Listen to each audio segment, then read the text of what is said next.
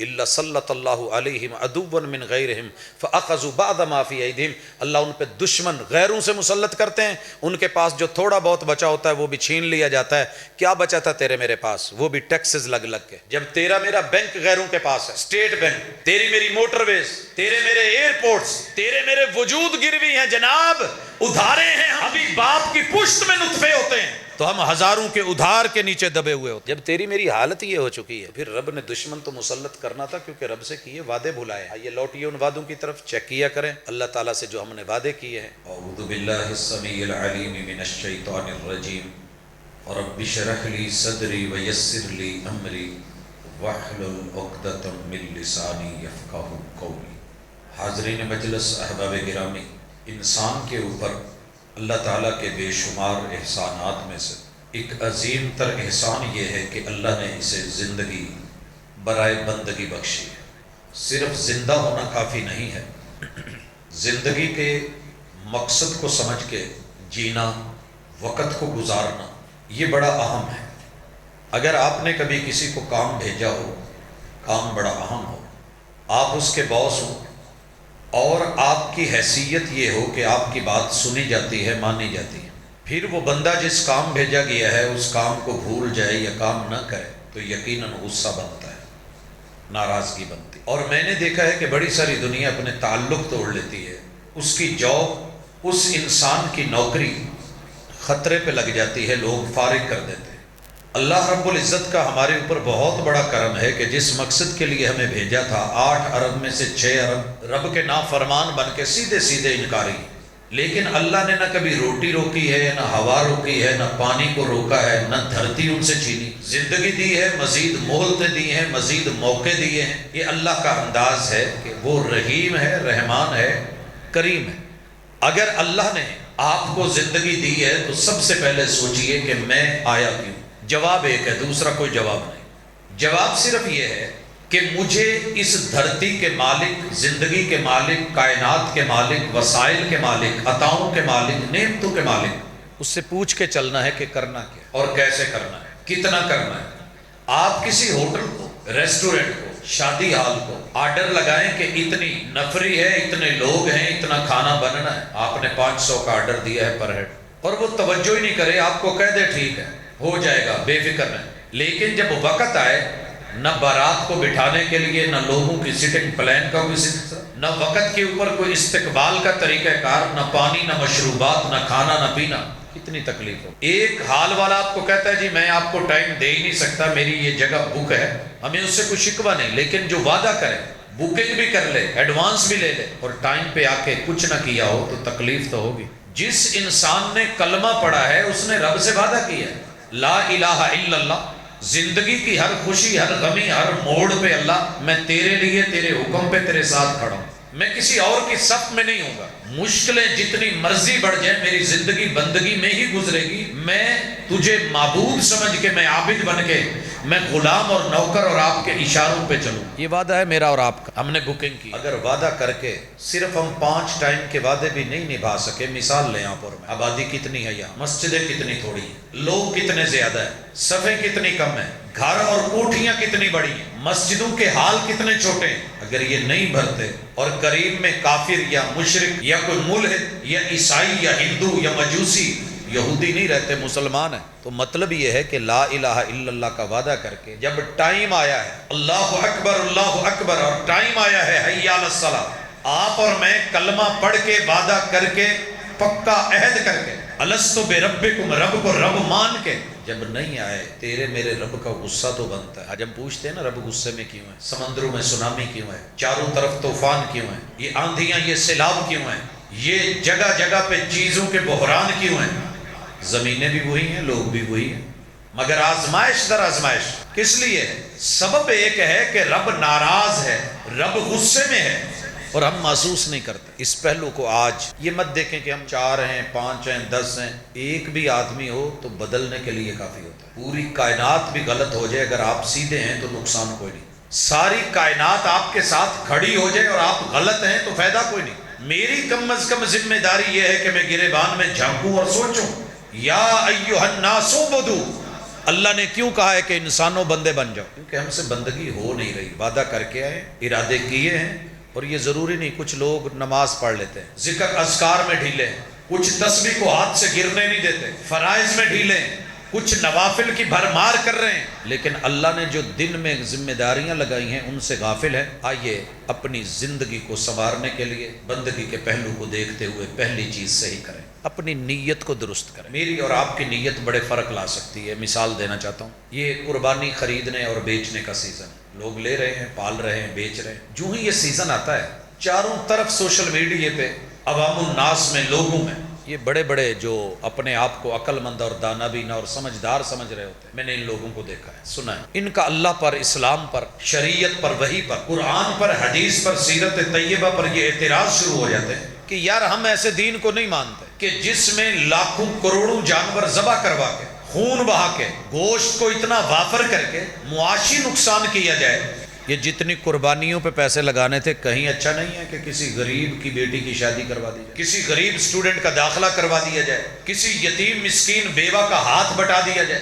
بظاہر ہم سمجھتے ہیں یار بات تو اچھی ہے، ایک گھر میں 5 جانور ذبح ہو رہے ہیں، جانور تو ایک بھی کافی تھا، تو یہی پیسے کسی کو دے دیتے تو کیا. لیکن سنیے پیچھے سوچ کیا ہے، نیت کیا ہے. نیت الزام ہے، نیت اعتراض ہے، نیت گرانا ہے، نیت دین پہ حملہ ہے. اللہ اور اس کے رسول کی تعلیمات کو نیچا دکھانا جب سوچ ہے، تو پھر ہمارا جواب یہ ہے، اصلاح کے لیے ایسے بھائیوں کو دعوت ہے، اور آپ بھی دیں جس مجلس میں بیٹھے، اپنے ہونے کا ثبوت دیں کہ میرے بھائی یہ معاملہ صرف قربانی کا نہیں. ہم ایک جھونپڑے میں رہ سکتے ہیں، ایک جھونپڑے میں گزارا ہو سکتا ہے، انسان شروع سے رہتا آیا ہے. تو یہ جو عالی شان کوٹھیاں بن رہی، یہ بات آپ کو قربانی پہ کیوں یاد آئی؟ جب آپ ویلے بنا رہے تھے، جب آپ ماڑیاں بنا رہے تھے، جب آپ یہ بڑی بڑی عالی شان منزلیں، بلڈنگیں اٹھا رہے تھے، جب آپ پلازے بنا رہے تھے، جب آپ بڑی مہنگی ترین گاڑیاں، موبائل خرید رہے تھے.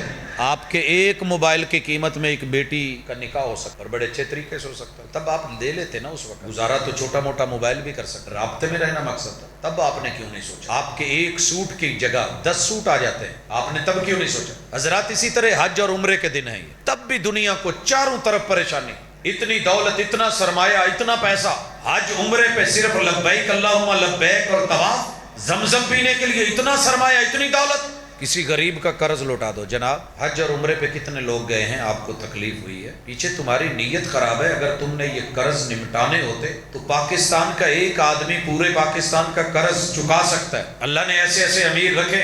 اگر آپ کو اتنا درد ہوتا، یہ جو ٹیکسز بڑھا رکھے ہیں یہاں آپ سوچتے، اگر آپ کو اتنی تکلیف اور درد اور احساس ہوتا، یہ اتنی بڑی بڑی جاگیریں اور مربے یہ جو ایک ایک آدمی کے قبضے میں دلا رکھے ہیں، آپ وہاں سوچتے.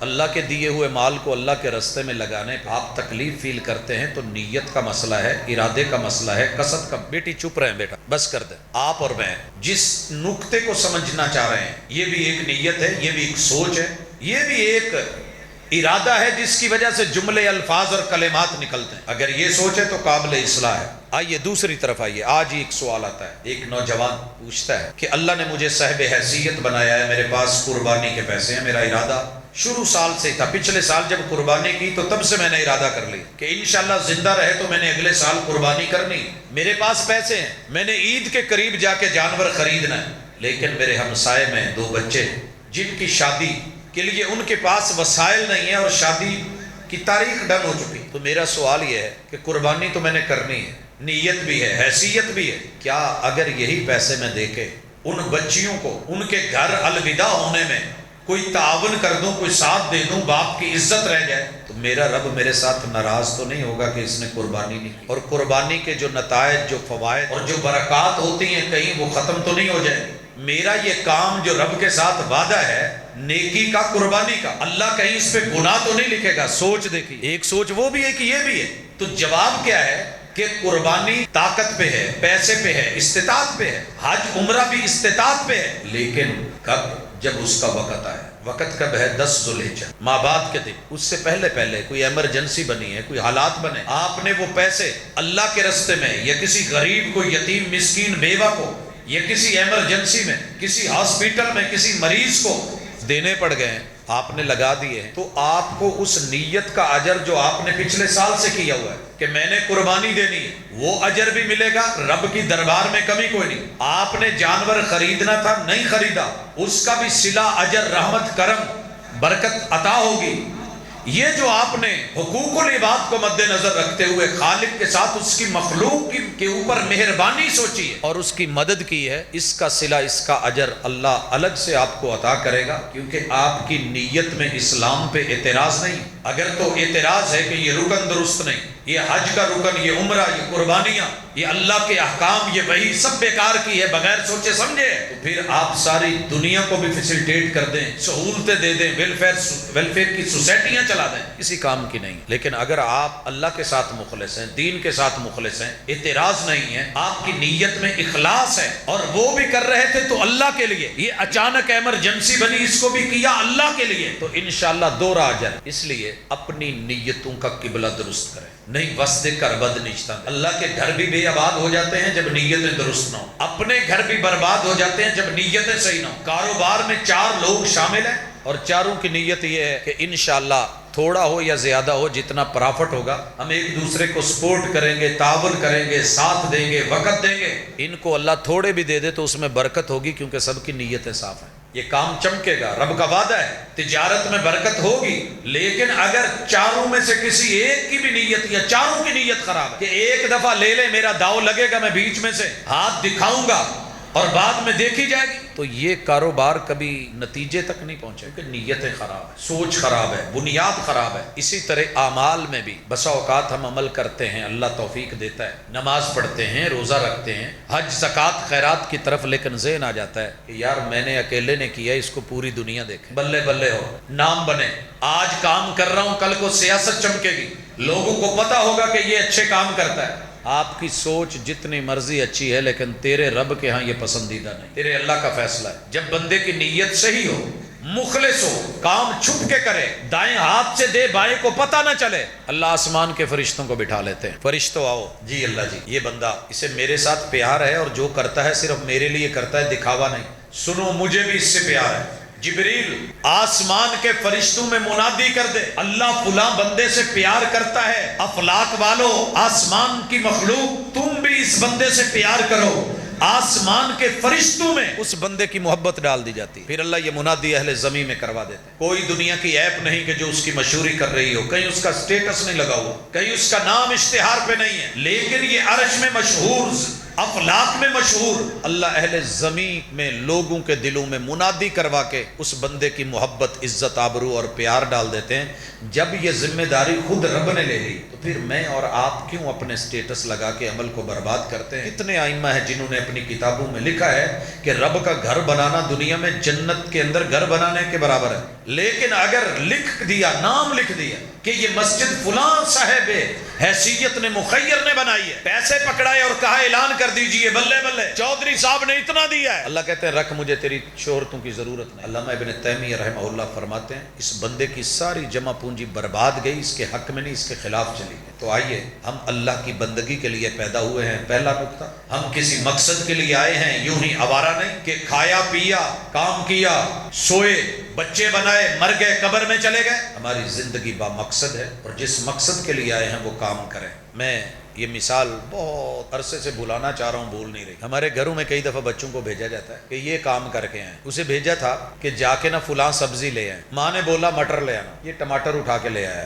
ملتا جلتا نام ہے، تو گھر کی ہنڈیاں تو نہیں بنے گی، ٹماٹر اکیلے سے تو ہنڈیاں نہیں بن رہی، ہاں مٹر ہیں تو امید ہے شاید بن جائے۔ اب گھر والوں کو تکلیف ہوگی کہ نہیں ہوگی، تو کان کرتا ہے، کیا کرتا ہے، تیری توجہ کہاں ہوتی ہے، سوچ کہاں ہے۔ اسی طرح بیوی کے ذمے کوئی شوہر کام لگا کے جائے اور بیوی نے وہ نہ کیا ہو، بھول جائے، مرد کو غصہ آتا ہے کہ نہیں؟ عورت نے شوہر کو بھیجا ہو کسی کام، ہماری جماعت کے ایک نامی گرامی بزرگ ہے، اللہ تعالیٰ ان کو صحت عافیت والی زندگی دے، بیوی نے ہنڈیا رکھی، چیک کیا تو مرچے نہیں، شوہر کو کہا کہ جاؤ مرچاں تو لے آ، چل پڑے میں لے کے آتا ہوں۔ راستے میں ایک نوجوان ملا، طالب علم ملا، ہاں بھی جوان سنا کی حال ہے استاد جی، بڑی پریشانی جی، جوان بھی ہیں تے کوئی وسائل بھی نہیں کہ رشتہ ہو جائے، وہ دی باں پھڑی تے کر لے، بیگم نو کہندے کڑی نو نوا تو آ کے تیار کر دے، نکاح پڑھایا لے جا، بیگم پوچھتی ہے میں تانوں مرچاں لین بھیجیا سی، تسی کی کردے؟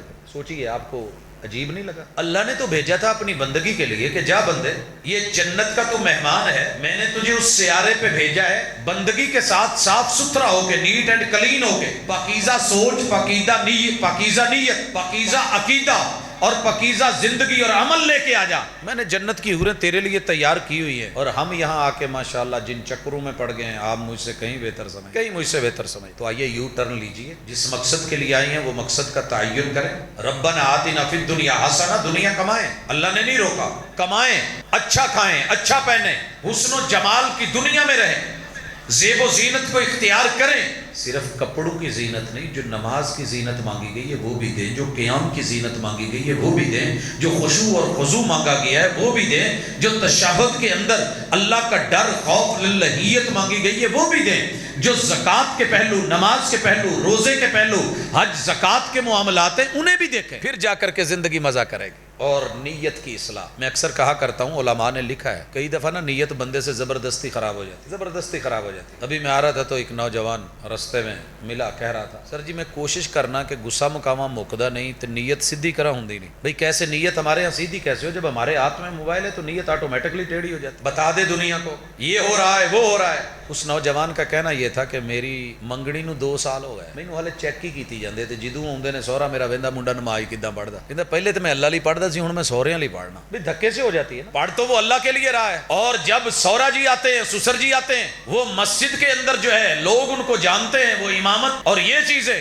تو میں کتے ہور بھی پڑھنی ہوئے تو مینوں زبردستی اتنے پڑھنی پیندی، اے میرا عمل اللہ قبول کرو۔ سوال یہ ہے تو اگر ایسی نیت کبھی بن بھی جائے، 2 چیزیں اکٹھی ہو جائیں، تو یہ نقطہ ذہن میں رکھیے، دکھاوا منع ہے نا، دکھاوا، نمود، نمائش اللہ کو پسند نہیں ہے، ریا۔ ابھی آپ سن چکے علامہ ابن تیمیہ کا موقف بھی، لیکن یہ یاد رکھیے جو فرائض ہیں، فرائض میں اخلاص کے ساتھ، خشوع کے ساتھ، خضوع کے ساتھ دکھاوا بھی ضروری ہے، مگر اس دکھاوے میں بھی رب کی رضا۔ آپ کو پتہ ہے فرض نماز گھر نہیں ہوتی، جب اٹھ کے باہر نکلیں گے تو دنیا دیکھے گی کہ نہیں؟ دکان بند کریں گے دنیا دیکھے گی کہ نہیں؟ چل کے آ رہے ہیں دنیا دیکھے گی کہ نہیں؟ اللہ کے گھر میں آئے ہیں آپ، اتنے لوگ مجھے، میں آپ کو دیکھ رہا ہوں، دیکھا ہے کہ نہیں؟ اگر یہ دکھاوا ہے تو یہ ضروری ہے، گھر میں نہیں رکا جا سکتا۔ رسول صلی اللہ علیہ وسلم نے کہا میرا دل کرتا ہے کہ مصلی امامت پہ کسی کو کھڑا کر دوں اور جو فرض نماز میں نہیں آئے ان کے گھروں کو آگ لگا دوں۔ تو جہاں چیز فرض ہے اس کی نوعیت کو سمجھا جائے۔ نماز اللہ کے لیے پڑھنی ہے اور مسجد میں پڑھنی ہے، گزارا نہیں ہے، اور مجھے اچھی کر کے پڑھنی ہے، بہترین پڑھنی ہے، لیکن اس کے ساتھ اگر کوئی مجھے دیکھ رہا ہے تو میں اس کو اگنور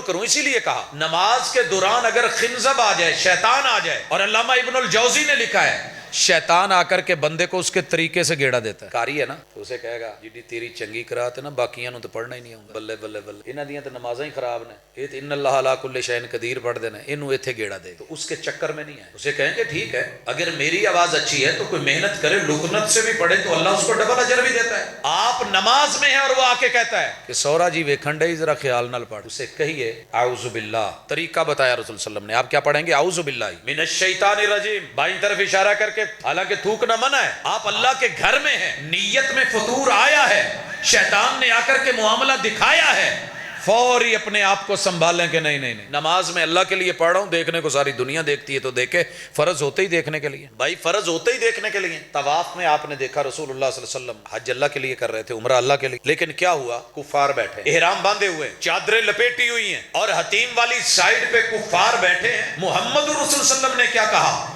کہ تم جب مطاف میں اترے ہو تو دایاں کندھا ننگا کرو، حالانکہ اس کا رکن سے کوئی تعلق، دایاں کندھا ننگا کرو۔ کیوں ننگا کرو؟ مشہور ہو گیا تھا کہ یثرب میں جا کے مسلمان کمزور ہو، بخار چڑھ گئے، طاقتیں نہیں رہی، لڑنے کے قابل نہیں، چلنے کے قابل نہیں، آپ نے کہا کندھا ننگا کرو، کر لیا گیا، اور کہا اس اجتباع کے ساتھ رمل بھی کرو، پہلوانوں والی چال، جیسے اکھاڑے میں ہے تو آپ پہلے 3 چکر، جب انہوں نے دیکھا نا تو پہلے 3 چکروں کے بعد اٹھ کے چلے گئے، آپ نے رمل روک، باقی نارمل کیا۔ تو کام تو اللہ کے لیے ہے، نیت تو مخلص ہے، لیکن اگر کوئی دیکھ رہا ہے تو دیکھے، نوعیت کو سمجھیے۔ اگر نیت خراب ہو بھی گئی ہے، شیطان نے دخل اندازی کر بھی دی ہے، تو اسے فوری سیدھا کر لیں، انشاءاللہ کوئی مسئلہ نہیں ہوگا۔ پیر عبد القادر جیلانی کے بارے میں یہ لکھا ہے، آپ جا رہے تھے تو بادل اوپر، بادل کا ٹکڑا یہ چلنے لگ، ویسے آپ کے اور میرے ساتھ ایسے ہو، گرمی ہو، جون کا مہینہ ہو، اور ساتھ ساتھ بادل کا ٹکڑا یا کوئی چھتری لے کے چل رہا ہو، تو فخر تو آ ہی جاتا ہے نا بندے کو کہ یار دنیا ویکھنڈی ہے، میرے نال میرا مرید میری چھتری لے کے پھر، وہ بادل کا سایہ ٹکڑا بن کے اوپر چلتا رہا۔ پیر عبد القادر جیلانی دیکھے تو اوپر سے آواز آئی، کہنے لگے پیر جی تہاڈی ولایت اور کرامت دا نتیجہ ہے کہ بدل بھی تانوں سایہ کر رہے ہیں۔ پیر جی نے پڑھا اعوذ باللہ من الشیطان الرجیم، جن کے نام پہ آج بڑی بڑی خرافات ہیں نا، اتنے سمجھدار اور دانا بھی نہ تھے. نیت کے اندر فطور ڈالنا چاہا شیطان نے، مگر کیا بول رہا؟ اعوذ باللہ من الشیطان الرجیم، میں شیطان کو دھتکار رہا ہوں، میں رحمان کے سائے میں آنا چاہتا ہوں، مجھے تیرے اس سائے کی ضرورت نہیں ہے. کڑ کڑ کڑ کڑ کر کے اوپر سے بدلی گئی اور جاتے ہوئے دوسرا وار کیا. کہنے لگا عبد القادر پیر جی تہاڈا علم اج تانوں بچا گیا، نہیں تے تسی رگڑے گئے، تہاڈا علم تانوں بچا گیا. پھر اعوذ باللہ کہا میرا علم نہیں، میرے رب کی رحمت نے. بڑی دفعہ یہ ہوتا ہے علماء کو لوگ کہتے ہیں باجی تہاڈا علم، اور میں جس کرسی پہ بیٹھا ہوں اتنا چوڑا ہوتا ہوں کہ اس طرح کی ایک اور کرسی بھی آ جائے تو اس میں بھی پورا نہیں. اگر کوئی کہے نا ماشاءاللہ، میں حیران ہوتا ہوں. بس اوقات جاتے ہیں اشتہاروں پہ لکھ دیتے ہیں شہزادہ اہل حدیث. کیا ہے ہمارے کیسی شہزادگی ہے؟ بلال جیسا بھی شہزادہ ہوگا کہ زمین پہ چلے اور قدموں کی چاپ حوروں کی لوری بنے. وہ مصعب ابن عمیر رضی اللہ تعالیٰ عنہ جو عرب کے واقعتاً شہزادے تھے، اس دنیا سے جائیں رب بھی راضی رسول بھی راضی. اخلاص نیت کا نتیجہ یہ ہے کہ ان کے اوپر کپڑے کفن کے 3 دینے کی بھی نہیں. تو اپنی حیثیت اور اوقات میں رہ کے اپنی نیت اور وسائل اور مسائل کے ساتھ چلیں. آپ دیکھتے ہیں 3 کپڑے ضروری ہیں، اگر نہیں ملتے تو 2 دے دیں، وہ بھی میسر نہیں ہے تو 1 دے دیں. ہوا ہے نا احد میں کپڑے آپ 3 ہی دیتے تھے میت کو، لیکن آج اتنی لاشیں ہیں کہ مدینہ کے لوگوں کے پاس اتنی چادریں نہیں ہیں کہ اتنے کفن اکٹھے دیے جا سکیں. ایک چادر میں 2 بھی، کسی کو ایک چادر بھی پوری نہیں ملی. حضرت مصعب ابن عمیر رضی اللہ تعالیٰ عنہ ان کے پاس صرف پرنا تھا جڑا لک دا صافہ بن کے آ گئے. شہزادے تیری شہزادگی پہ قربان. یہ تھی شہزادگیاں، یہ تھے ایمان، یہ تھی خلوص نیت، یہ تھے اس کے نتائج. محمد رسول صلی اللہ علیہ وسلم نے پاؤں کی طرف اسخر گھاس دے کے، سر کی طرف جو ہے وہ کپڑا دے کر کے اس کو روانہ کر دیا، اللہ کے حوالے کر دیا، قبر میں اتار دیا. ایسی بھی موت آ گئی تو کوئی بات نہیں، اگر نیت درست ہے، عمل درست ہے اور زندگی کے مقصد کے اوپر نظر ہے. اس کے بعد اگلا مرحلہ اخلاص نیت، تجدید نیت. اس کے اوپر ذرا محنت کیا کریں. ہماری آج کل جیسے وضو منٹ کے بعد ٹوٹنے لگی ہے نا، خوراکیں ایسی ہیں، اسی طرح کے قرب و جوار کے احوال ایسے ہیں کہ پل پل پہ نیتیں بھی خراب ہوتی ہیں. دیکھی تیری ادا تو نیت بدل گئی، نیت بدل کے کہاں چلا گیا. نہیں، نیت بدلنی ہے تو بری سائڈ سے اچھی طرف آیا تھا جان لینے کے لیے، ایمان لے کے چلا گیا. دیکھی تیری ادا تو نیت بدل گئی. کون تھے یہ چودھری تھے، بنی حنیفہ قبیلے کے سردار تھے. عمرے پہ جا رہے ہیں، راستے میں پکڑا گیا ہے، مسجد کے ساتھ باندھ دیا گیا ہے. اور کیفیت اور حالت کیا ہے؟ کہتے ہیں کہ میں اس آدمی کا جس کا یہ کلمہ پڑھتے میں اس کا چہرہ ہی نہیں دیکھا. یہ مدینے کے اوپر سے گزر رہا تھا کہ میں نے اس کے شہر کو بھی نہیں دیکھنا، میں نے اس کے دین کا نام نہیں سننا، آیات یا تلاوت یا قرات نہیں سننی. اور اس نے اپنے اندر کے بغض کو نکال کے سامنے رکھ دیا تھا، منافقت نہیں کی تھی. رسول اللہ صلی اللہ علیہ وسلم آئے اور پوچھا ما حالک یا ثمامہ، ثمامہ تیرا کیا حال ہے؟ کائنات کے سب سے مہربان نے سب سے کریم نرم لب و لہجے میں حال پوچھا اور یہ اکڑا ہوا بولا ہے. سنن نسائی کے لفظوں کی گونج آج بھی میرے کانوں میں ویسے ہے جیسے کہ وہ اس وقت کیا بولا تھا. ان تنعم علی شاکر وان تقتل ذا دم. مجھے مارنے کا سوچنا بھی مت، میں کمزور نہیں ہوں، مجھے مارا گیا تو میں للیوں کا بال نہیں ہوں. مارو گے تو مار دیے جاؤ گے، خون بہاؤ گے تمہاری بھی خون کی ندیاں بہیں گی. وَإِن تُنْعِمْ عَلَى شَاكِرٍ، اگر مجھے چھوڑا جائے گا تو میں بدلہ دوں گا. میں ایسا ویسا نہیں ہوں. رسول صلی اللہ علیہ وسلم نے حکم دیا میرے گھر سے کھانا دیا جائے اور 7 آدمیوں. پھر اگلے دن لب و لہجہ نہیں بدلا. محمد رسول اللہ صلی اللہ علیہ وسلم نے چھوڑ دی. قصہ مختصر چلا گیا، بڑا قدم نہیں اٹھے. باغ میں گیا، ایک جگہ پانی دیکھا، نہایا، اپنے آپ کو ٹھنڈا کیا کہ تو کیا کرتا رہا ہے اور وہ کیا کرتے ہیں، تیری سوچ کیا ہے اور ان کی سوچ کیا ہے، سنا کیا گیا تھا اور کہا کیا ہے. اور اس دوران میں پتہ اس نے جو جملے بولے تھے، شیخ البانی رحمہ اللہ نے سلسلہ صحیحہ میں اس کو کہنے لگا، اس قدر گرے ہوئے جملے کہ آپ اور میں سنیں تو آج تیش آ جائے. کہنے لگا میری طرف منہ نہ کرنا، دنیا کا سب سے بدترین چہرہ میری نظر میں ہے تو محمد تیرا چہرہ ہے. معاذ، نظریں اٹھا کے دیکھ بھی نہیں رہا اور ساتھ اندر سے جھک کے کہہ رہا ہے، نظریں جھکا کے تیرے سے بدترین چہرہ دنیا میں کوئی نہیں. معاذ اللہ. حوصلہ دیکھیے اپنے مصطفیٰ سے. اس ادا پہ بھی کبھی غور کیا کریں. ہمیں روز پریشانیاں ہوتی، جی میری بیوی نے، میرے بھائیوں نے، میرے دوستوں نے، میرے یاروں نے میری واٹ لگائی ہے، میرے ساتھ ایسے کیا ہے. نہیں جناب، سوچئے. اگلا جملہ بولا، کہا سن، میرے جذبات، میری کیفیت، میرا عقیدہ سننا ہے.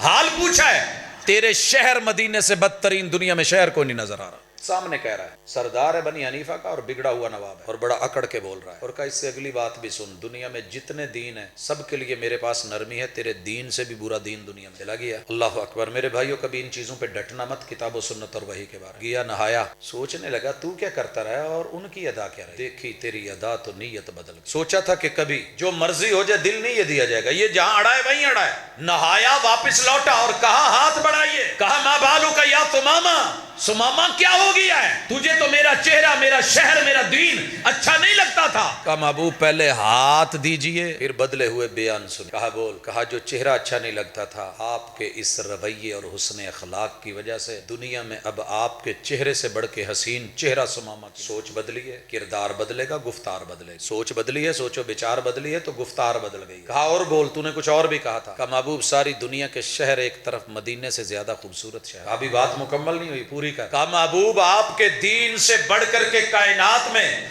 और कोई दीन अच्छा नहीं है कि एक बंदा बंधा हुआ है, मजबूर है। आपके मानने वाले मुरीदीन, ये असहाब अबरू के इशारे पे गर्दन उतार सकते थे, बाद वाले बदला ले भी लेते तो मैं तो गया था, मैंने तो नहीं देखना। लेकिन कुर्बान ना जो इस अखलाक के ऊपर, इस नरमी के ऊपर, इस हौसले के ऊपर, इस जुर्रत के ऊपर, इस यकीन के ऊपर और इस हिलम और बुर्दबारी के ऊपर, ये हम जैसे लोगों के बस की बात नहीं है। आप उस पैगंबर के उम्मती और सानू माशाल्लाह को माड़ा जा छेड़ के भूडा दी खखर नो हाथ नहीं पा। याद है मुझे वो पहला दरस जब हमने कहा तो आप दबे दबी लफ्जों में हंस रहे और हंसी दुरुस्त थी। जिद ना कर मलक आप बड़ा वट हुन्ने वट कड़ देंगे, चीमे हुन्ने कीमा कर देंगे। कहते हैं कि नहीं कि तेरे मेरे लबो लहजे। महबूब चाहते तो रगड़ के रख दे। जिस्म पे एक रूलर फिरता, हड्डियां गोश्त बराबर हो जाए। जनाब उमर की एक तलवार ही, मेरे महबूब का एक इशारा काफी। सभी थे, मगर क्या हुआ, ये है हौसला, ये है बुर्दबारी। आया था सहाबी, सबक दीजिए, दर्श दीजिए, कहा ला तकज़ब, गुस्सा ना किया कर। आज 8 अरब में से 6 अरब लोगों को आप पे गुस्सा है कि आपने कलमा पढ़ लिया। वो गुस्सा जिस तरीके से निकाल रहे हैं सामने से हमारा भी है।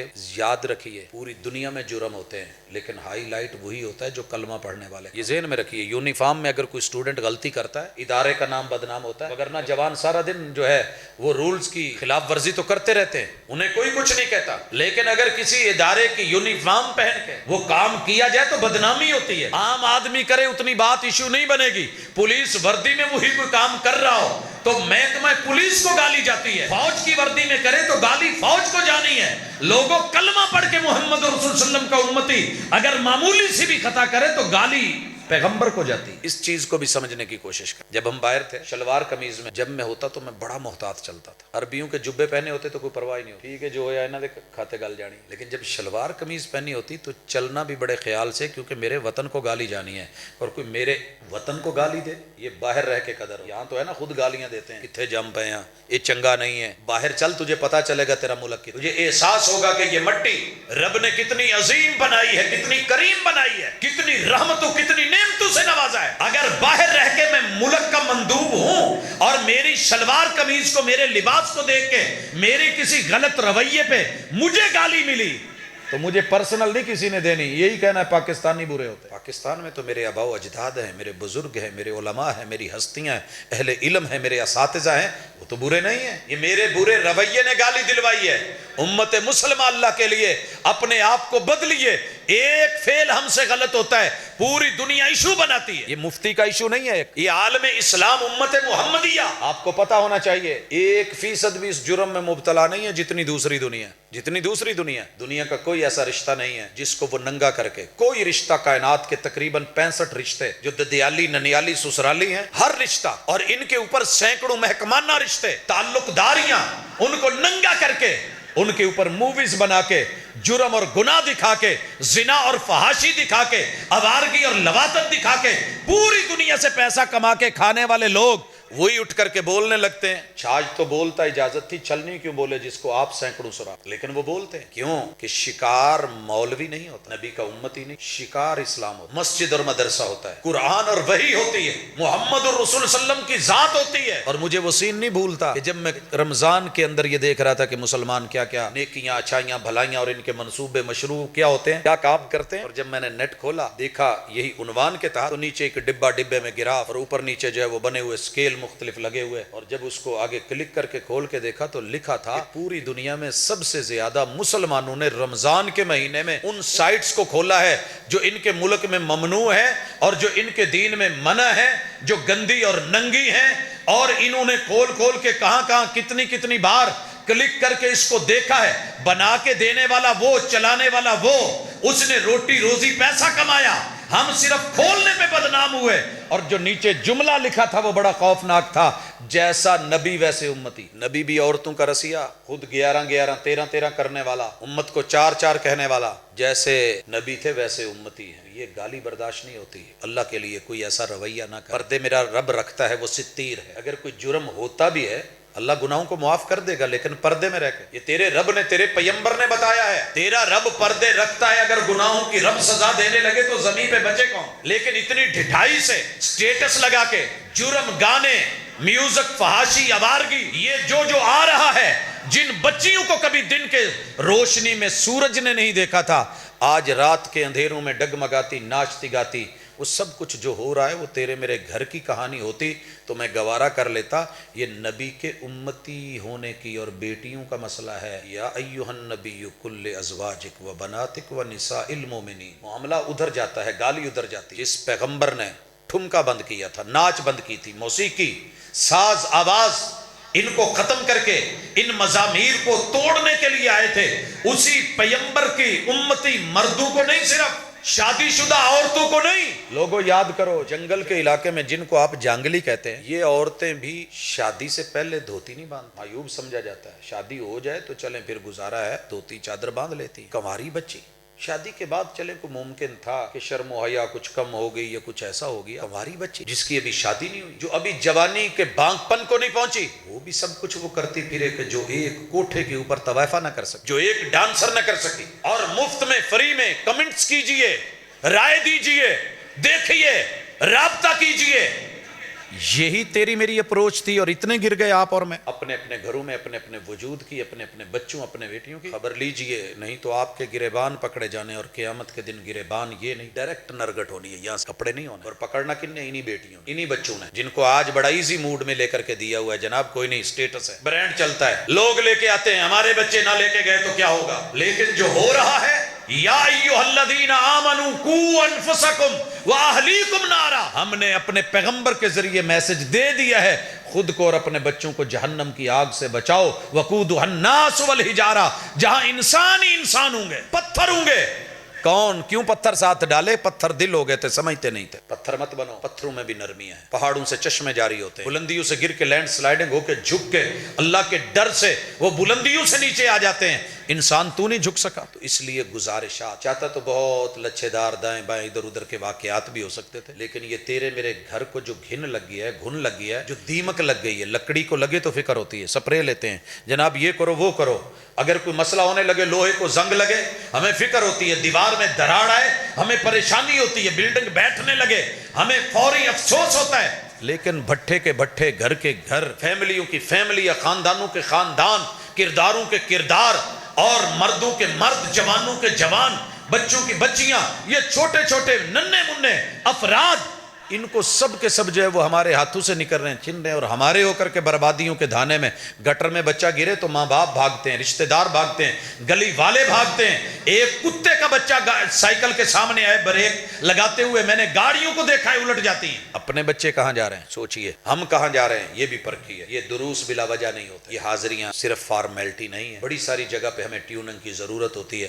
اگر ہفتے مہینے کے بعد بائک کی ٹیوننگ کروا لیں، وہ روڈ کے اوپر جو ہے پک صحیح لے لیتی ہے، تو یہ جمعے ہفتے سے ہفتے تلک، جمعے سے لے کے یہ کفارہ کیا ہے؟ تیری میری ان غلط سوچوں کو پاکیزہ کرنے میں، تبدیل کرنے میں، نیت میں، گفتار میں اور کردار کی اصلاح کے اندر اپنا کردار نبھائیے. خود بھی ٹھیک ہوں، دوسروں کو بھی اس کی دعوت دیں.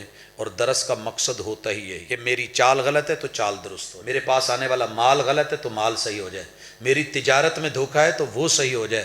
درس سنتے سنتے عمر گزر گئی. ہم تو ایک ملاوٹ صحیح نہیں کر سکتے، ایک ملاوٹ نہیں صحیح نہیں کر سکتے. پتہ ہوتا ہے، قسم اٹھا کے کہتے ہیں جی قسم ہے یہ دانا تو مارکیٹ چ نہیں لبنا، تے واقعی نہیں لبنا. اور کہا تھا قسم اٹھا کے سودا بیچنے والا، قیامت کے دن رب اتنا اس پہ ناراض ہوگا، اس کی طرف رحمت کی نظر سے بھی نہیں دیکھے گا. نہیں سنی جائے گی اس بد نصیب. مگر چل رہا مسجد اور منبر پہ جھوٹ بول کے قسم اٹھا کے ضعیف روایت بیچی جاتی، من گھڑت موضوعات سنائی جاتی، جعلی قصے، اور ہم سبحان اللہ الحمدللہ بلے بلے کیا بات ہے نعرہ لگا کے ہم اس کو ایکسیپٹ کر کے چلتے ہیں اور قوم خوش ہے۔ مجھے سوچنا ہوگا کہ اس سے مجھے ممبر اور یہ کرسی ملے گی یا قیامت کے دن جہنم کی آگ کے انگارے میں نے جو عمل کیے ہیں اس کا صلہ ملے گا یا اٹھا کے جہنم میں پھینکا جائے گا۔ اللہ تعالیٰ کا حدیث الغاشیہ عاملۃ ناصبہ تصلی نارا حامیہ تسقی من عین آنیہ لیس لہم طعام الا من ضریع لا یسمن ولا یغنی من جوع۔ اتنی درد ہے اس میں کہ ہائے ہول استعمال ہوا ہے، حل اتاک حدیث الغاشیہ، جیسے خوفناک خبر پتہ لگئی کیوں ہے۔ یہ انداز ہے اس صورت کا، اور ہے کیا؟ نیک لوگ عمل کرنے والے جنہوں نے وعدے نہیں کیے تھے، دکھ نہیں ہے۔ جس نے وعدہ کیا تھا آئیے ساری مانی جائے گی، مہمان نوازی ہوگی، ریفریشمنٹ ملے گی، کھانا ملے گا، پر ہیڈ ملے گا، بے فکر ہو جائیے۔ لیکن اگر نہیں کیا تو جیسے اس پہ تکلیف ہوتی ہے، اپنے رویوں پہ بھی اگر ہم نظر ڈالیں تو رب سے وعدے کر کے وعدے بھلائے ہیں۔ اور اس حدیث کے اوپر سلام کہوں، رسول صلی اللہ علیہ وسلم نے کہا جو قوم اللہ اور اس کے رسول سے کیے ہوئے وعدے بھلا دیتی ہے، اللہ اس کی سزا کیا دیتے ہیں؟ الا سلط اللہ علیہم عدوا من غیرہم فاخذوا بعض ما فی ایدہم، اللہ ان پہ دشمن غیروں سے مسلط کرتے ہیں، ان کے پاس جو تھوڑا بہت بچا ہوتا ہے وہ بھی چھین لیا جاتا ہے۔ کیا بچا تھا تیرے میرے پاس؟ وہ بھی ٹیکسز لگ لگ کے۔ جب تیرا میرا بینک غیروں کے پاس ہے، اسٹیٹ بینک، تیری میری موٹر ویز، تیرے میرے ایئرپورٹس، تیرے میرے وجود گروی ہیں جناب، ادھارے ہیں، ابھی باپ کی پشت میں نطفے ہوتے ہیں تو ہم ہزاروں کے ادھار کے نیچے دبے ہوئے ہوتے ہیں۔ جب تیری میری حالت یہ ہو چکی ہے پھر رب نے دشمن تو مسلط کرنا تھا، کیونکہ رب سے کیے وعدے بھلائے۔ آئیے لوٹیے ان وعدوں کی طرف، چیک کیا کریں اللہ تعالیٰ سے جو ہم نے وعدے کیے ہیں۔ میں امید کروں گا کہ جمعے کے موضوعات میں، یہاں کی کلاسز میں ان چیزوں کو بھی ذکر کیا جائے۔ ہم نے اللہ سے وعدے کیا، ان وعدوں سے ایک وعدہ یہ بھی تھا اللہ کبھی مشکل آئی تو تیرے در پہ رہوں گا۔ مشکل آنے کی دیر ہے، ہمیشہ اللہ اللہ کرتے رہتے ہیں، مشکل آنے کی دیر ہے کسی نہ کسی ڈھیری پہ بھاگ جائے، پھر ہمارا کوئی اور ہو جائے۔ اللہ ہمیں معاف کرے، ہمارے عقیدے کی اصلاح ہو، اعمال درست ہو، اور یہ آج کی جو گفتگو ہے بلا وجہ نہ ہو، یہ صرف روٹین میٹر نہ ہو، بلکہ یہ دلوں تک پہنچے، چوٹ لگائے، اور پھر جو میل کچیل ہے اسے نکالے، خیر ہے اسے ہم قبول کر پائیں۔ لفظوں کی تلخی یا لہجے کی ترشی پہ مت جائیے گا، جو اندر کا مرض ہے، تقاضا یہی ہے۔ اللہ ہم سب کا حامی و ناصر و ما توفیقی الا باللہ۔ الحمد للہ رب العالمین الرحمن الرحیم مالک یوم الدین ایاک نعبد و ایاک نستعین اہدنا الصراط المستقیم صراط الذین انعمت علیہم غیر المغضوب علیہم ولا الضالین۔ یا رب لک الحمد کما ینبغی لجلال وجہک وعظیم سلطانک۔ ربنا آتنا فی الدنیا حسنۃ وفی الآخرۃ حسنۃ وقنا عذاب النار۔ یا حی یا قیوم برحمتک نستغیث۔ اللہم انا نعوذ بک من جہد البلاء ودرک الشقاء وسوء القضاء وشماتة الأعداء۔ اللہم اشف مرضانا ومرضى المسلمین۔ اللہم اشف مرضانا ومرضى المسلمین۔ اللہم اشفنا بشفائک وداونا بدوائک۔ اذهب الباس رب الناس واشف انت شافی لا شفاء الا شفاؤک شفاء لا یغادر سقما۔ اللہم اغفر لموتانا، اللہم ارحمهم۔ الہ العالمین تیرے بندے ہیں اللہ جو زندہ ہیں، ان پہ صحت والی عافیت والی زندگی اللہ وہ مبارک فرما دے۔ اللہ جو چلے گئے ہیں اللہ ان کی قبروں کو جنت کے بغیچے بنا دے۔ اللہم ان کانوا محسنین فزد فی حسناتہم وان کانوا مسیئین فتجاوز عن سیئاتہم۔ اللہ اگر وہ نیکوکار تھے تو درجات اور بلند فرما دے۔ اللہ کوئی خطائیں ہوئی ہیں بشری تقاضوں کے تحت تو اللہ تو رحمان و رحیم ہے، معاف فرما دے۔ اللہ میرے وطن کی مٹی کی حفاظت فرما، اللہ اسے اندرونی بیرونی دشمنوں کے حملوں سے محفوظ فرما۔ اے اللہ ہماری کمی کوتاہیاں، ہماری غلطیاں معاف فرما۔ اللہ صغیرہ کبیرہ گناہوں کی معافی مانگتے ہیں۔ اللہم انک عفو تحب العفو فاعف عنا۔ اللہ تجھے معاف کرنا اچھا لگتا ہے، ہمیں معاف کروانا اچھا لگ رہا ہے، اللہ معاف فرما دے۔ اللہ پوری امت مسلمہ جس حالات سے دو چار ہے اللہ ان کی حالت زار پہ رحمت فرما۔ اللہ حرمین کی وہ رونق واپس لوٹا، اللہ حج اور عمرے کی وہ برکات ہمارے اوپر واپس لوٹا، اللہ جو ہم سے ناراضگی ہے وہ ختم فرما۔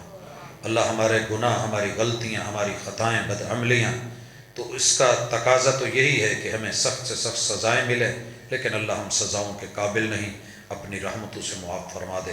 اللہم ارحم حالنا ولا تنظر الى سوء اعمالنا۔ صلی اللہ تعالی علی خیر خلقہ محمد وعلی آلہ واصحابہ اجمعین برحمتک یا ارحم الراحمین۔